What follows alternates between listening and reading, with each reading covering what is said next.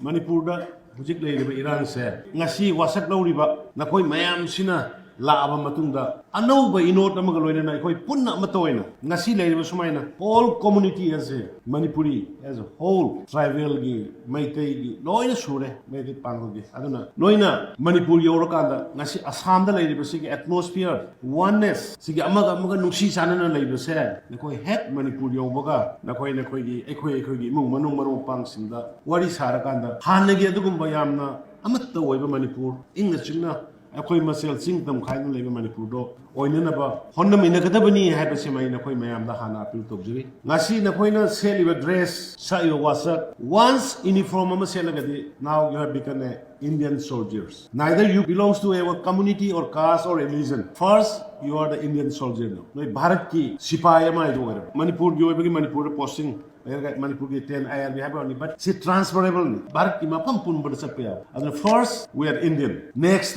aigi state ki lakadabani. Nakoi mayam training loina punna ngasi sida leiriba sigi atmosphere amata oina punjal laga leiriba pot se hayeng Manipur yoro su adugi damakta akhoi na koi leifam fajana punna leina na ba aduga punna work tong na bodo state government su honorable governor dagi akhoi ya balorga koi gi leiriba DG home secretary akhoi tana drama dugi mafam semkali aduna ada laga su ngasi Assam sida na koi na tawriba punna nuksina leiriba smaina ada su leina na ba sandi porok na ba koi akan ba thogang lawmin nagadabani